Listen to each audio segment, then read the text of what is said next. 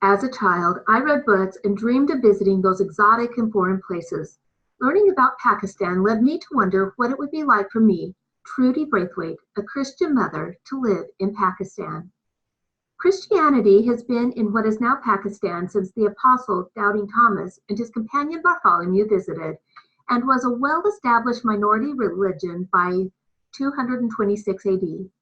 Being a Christian in Pakistan has probably never been easy, but in recent years it has gotten exponentially more dangerous.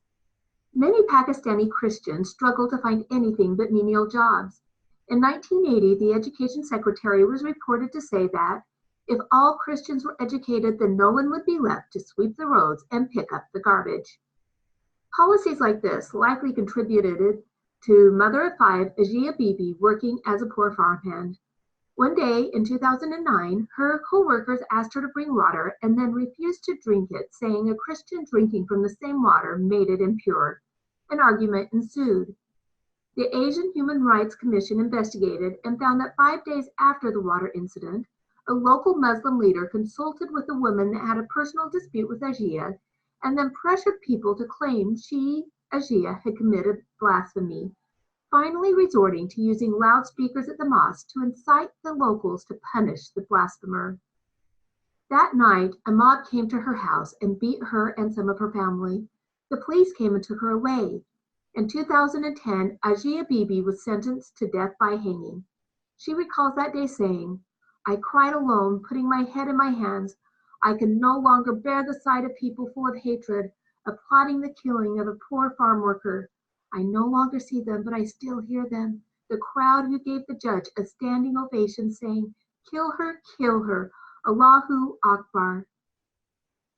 Human rights groups were outraged that blasphemy laws were used so unjustly, and the Punjab governor and Pakistani minority affairs minister spoke out against the verdict and vowed to reform blasphemy laws. This outraged the public, who called for blasphemy laws to be upheld. A Muslim cleric placed a bounty on her head. An imam threatened that if she were released, the people would take matters into their own hands. Not an idle threat.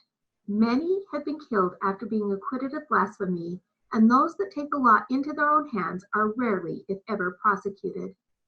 It is not just the accused that face threats. Attorneys who courageously defend blasphemy charges are often killed. The governor and minister who spoke out on behalf of Ajia Bibi were both assassinated in 2011, and the governor's adult son was kidnapped and held for 5 years before being extracted. Standing for Ajia put them and their families at risk. Even so, courage prevailed. An appeal was filed and denied.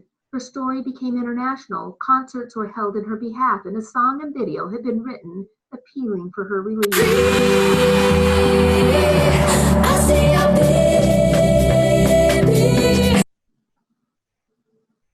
Ajia was still in prison. Her lawyers filed another appeal, and it was postponed twice, scheduled again.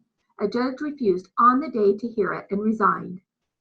In 2019, nearly 10 years into her ordeal, 3 courageous judges acquitted Ajia Bibi, questioning the prosecution's version of facts. The judgment read in part, the alleged blasphemy had been committed after her Muslim co-workers had insulted the appellate's religion because she believed in and was a follower of Jesus Christ. According to the Holy Quran, a Muslim's faith is not complete till he believes in all the holy prophets and messengers of Almighty Allah, including Jesus Christ. From that perspective, insulting the appellate's religion by her Muslim co-workers was no less blasphemous. Ajia Bibi is now thought to be living in Canada with her family. The thought of me living in or visiting Pakistan as a Christian still scares me. But I have hope for a better future for Pakistani Christians if they themselves courageously behave like Christians.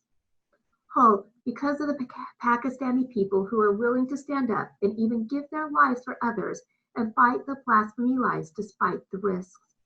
Hope because of the people around the world who shone a light on her plight and the plight of others. It seems to me that the future for Christians in Pakistan will grow brighter through courage of their own people and the support of human rights groups and individuals around the world.